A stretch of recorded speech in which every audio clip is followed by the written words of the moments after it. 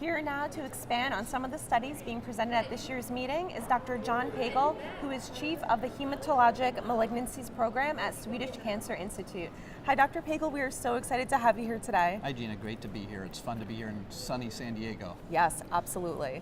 So the ASH annual meeting is upon us in 2018. So tell me, what are your top 3 abstracts this year? Yeah, it's actually kind of hard to pick 3 because there's so many good ones. I think the biggest ones are 2 in CLL that I'll tell you about and 1 in indolent lymphomas. In CLL, you know, we've got obviously really great drugs now, and in particular we have Bruton's tyrosine kinase inhibitors, or BTK inhibitors. And what we've always been doing is comparing those agents to really inferior chemotherapy regimens, and in particular a regimen that was chlorambucil based, a regimen that, you know, probably isn't a great comparator. So now we have 2 randomized phase 3 trials presented here, 1 a late-breaking abstract and 1 in the plenary session, comparing ibrutinib-based regimens with real chemotherapy backbones. So the first one I would tell you about is a trial by Tate Shanafelt, that's a late-breaking abstract, that was in patients under the age of 70 that were randomized to get ibrutinib and rituximab versus fludarabine cytoxan or rituximab, FCR. FCR has been really the gold standard, and so this was finally a chance to compare this new novel therapy with the gold standard. And what was seen in these patients under the age of 70, that the primary endpoint, progression-free survival, was met, and significantly met. There was about a 65% reduction in the risk of relapse, progression, or death if you got ibrutinib and rituximab versus FCR. Very, very significant. And not surprisingly, because of the toxicity of the FCR, there were actually fewer deaths in the ibrutinib rituximab arm, more in the FCR arm, and that translated to an improvement in overall survival for these younger patients too. So that might have put, for younger patients, a nail in the coffin for FCR. There is one subset of patients in that trial that still might benefit from FCR. They're what we call the IGHV mutated patients. They're very favorable patients. Their FCR did suggest to be a little bit better. Maybe there was a trend, actually, I should say, to being a little bit better, but there was no difference in the arms in that small subset of patients. The other abstract that was incredibly important and will be also practice changing, I believe, is one that's presented in the plenary session by Jen Wyack from Ohio State University. And that abstract actually compared bendamustine and rituximab to 2 different arms of ibrutinib-containing regimens. One was ibrutinib alone, and the other was ibrutinib and rituximab. And again, what was seen here was about a 60% reduction in the risk of relapse or death if you got an ibrutinib-containing regimen as opposed to the bendamustine and rituxan. It was very significant. Now, there was no difference in overall survival for these patients, and we of course want to follow patients for longer, but it does suggest that ibrutinib might be better for older patients, which were in that trial. They were over the age of 65. The other thing I will tell you in that trial that we learned is that adding rituximab to the ibrutinib wasn't any better than using the ibrutinib alone. So I think we learned a few things. We learned that ibrutinib is good as a single agent, maybe better than bendamustine or rituximab. But I also will caution that we learned some things in that trial too, that ibrutinib is not a free lunch, so to speak. What we learned is that there were actually more deaths in the ibrutinib-containing arms, and in fact there were more unexplained or unwitnessed deaths, suggesting that there might be unexplained deaths or sudden death from cardiac toxicity with the ibrutinib. So I think it's an important regimen, but we have to be cautious with it still, even if it's not chemotherapy. And then I guess the third abstract I would mention is the abstract by John Leonard, presented here in a trial called the Augment trial. This was a trial in indolent lymphoma, follicular lymphoma, and marginal zone lymphoma, and it randomized patients to either what we call R-squared, a very popular emerging regimen, Revlimid and rituximab, versus rituximab alone. And what was seen in that trial was that there was about a 50% reduction in the risk of relapse, progression, or death if you got R-squared as opposed to rituximab alone. And importantly, there were a large number of patients, about half of the patients in that trial had needed therapy from their initial treatment for their lymphoma within 2 years. That's a high-risk patient population. They're benefiting from this novel regimen. I think that'll also be a game changer. So I think those 3 abstracts are having a major, and will have a major impact in changing the care for CLL patients in the front line and in the relapsed patients with indolent lymphomas. Those are some great points you made. So now let's move over into mantle cell lymphoma. We've seen some interesting data with the BTK inhibitor acalabrutinib, which we know is already FDA approved in the second-line setting.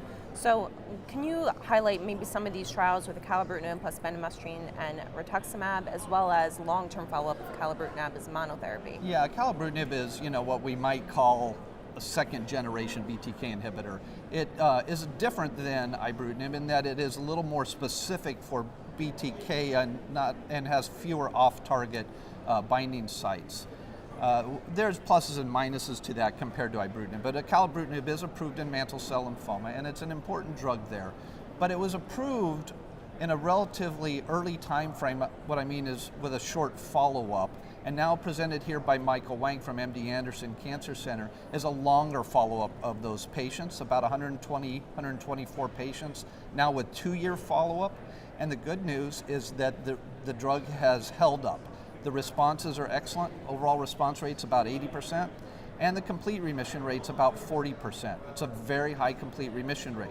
Now there's some caveats around that. These are relatively favorable or early patients in their treatment encounters, but nonetheless, high response rates, and that actually translated to very impressive durations of remission or progression-free survival. The progression-free survival is estimated at about a median of about 20 months or so. So we know acalabrutinib in the long term is a very safe drug, and we know that from that study also because we didn't have any new or emergent adverse events that came out of a longer follow-up. You also mentioned that acalabrutinib has been looked at in combination with bendamustine and rituximab. That's an abstract that's presented here by Tysel Phillips, who's from the University of Michigan, and it's a relatively small number of patients. It shows that you can do this combination, but it's got a lot of hematologic toxicity, as you would expect, combining it with the bendamustine and rituximab. And I think the jury's still out if that's a smart way to be doing this, as opposed to sequentially using these agents, perhaps one after the other. And also the agent is being looked at with more follow-up in CLL and Right. treatment-naive patients. Can you talk about that one a little bit? So this is also a really important abstract. It's follow-up by John Bird, looking at what we call the 001 trial. And that trial looked at about 100 patients, treatment naive, who got single agent acalabrutinib. And what that trial actually showed is that people can stay on the drug for a long time. And in fact, about 90% of patients were still on the drug at about 3 years. And there were very few progressions. Actually, out of those 99 patients, I think there were only 2 people who progressed, and there were only 3 people who came off of the drug because of an adverse event or a problem. So people can stay on the drug for a long time, and we had already shown that the response rates are excellent. They're well over 90%.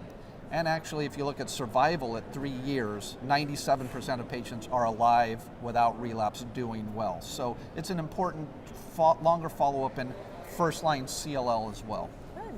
Now let's talk about the FLIER trial in diffuse large B-cell lymphoma. What's the data that's being presented here with that trial? So the FLIER trial is really interesting. This is a trial that was done completely in Germany, and it was done in patients who were a little bit younger, so patients under the age of 60. And what they looked at were the most favorable large cell patients that you might be able to find. So they have an age-adjusted IPI score of 0, and they don't have bulky disease. So we know these people are going to do really well. Most all those patients will be cured with standard upfront R-CHOP chemoimmunotherapy. So then the obvious question is, well, maybe they don't need that much therapy. So what this trial did was took those very, very favorable patients and randomized them to either get R-CHOP, the standard regimen, for 6 cycles, or to only get 4 cycles of that regimen, 4 cycles of R-CHOP, plus 2 additional cycles of just the R drug, just the Rituxan. So it was a way to reduce the amount of chemotherapy. It's what was called a non-inferiority trial, and that's in fact what was found, that the 2 regimens were essentially equivalent. The abbreviated regimen was not inferior to the full regimen. So in that small patient population, this is also a game changer. This is perhaps a new standard of care. Again, a small number of patients who present that way, but important to realize we don't need that much chemotherapy. It definitely seems encouraging. It is, absolutely.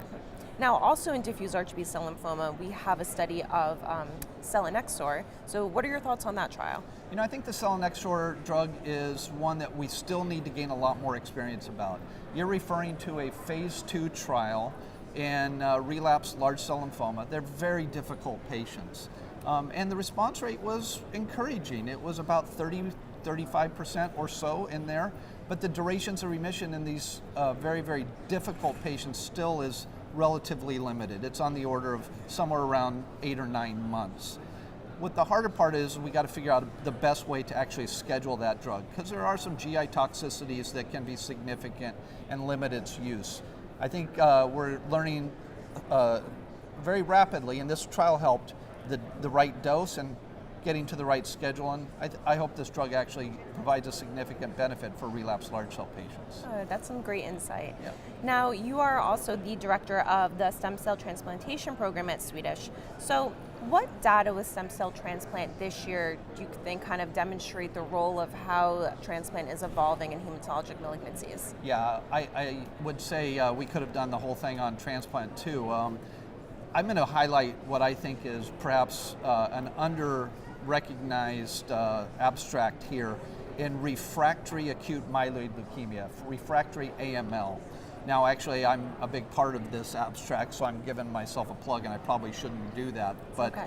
This trial is a randomized phase 3 trial between a transplant regimen with a novel drug.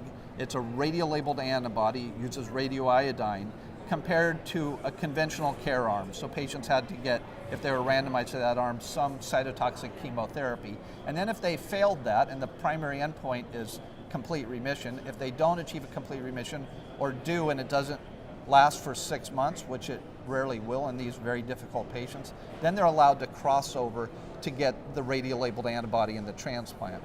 So while we're not presenting the actual response data here because it's too early, there's only been 50 patients accrued to the trial so far. The goal is 150. What we've learned and what we're presenting here is that the patients who get the radiolabeled antibody in the transplant all engraft on time. There's no significant increase in complications, what we call VOD or veno-occlusive disease of the liver, no increased rates of graft versus host disease. And what we also know is that if you look at the day 100 mortality rate in that radiolabeled antibody transplant, it's 0 of the approximately 25 patients in that arm so far. And then lastly, there's one other important part of that people need to know about. It's very much okay to randomize your patient to the conventional care arm because of all those patients who failed, at least 2/3 of them are able to cross over, probably even more, to get the radiolabeled antibody in the transplant.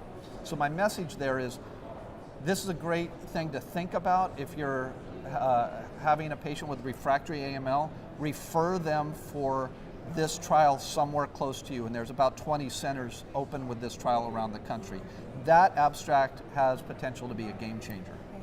Well, Dr. Pagel, thank you so much for sitting down with us My pleasure. today. It was a great time, and we really appreciate it. Thank you, Gina. Thank you.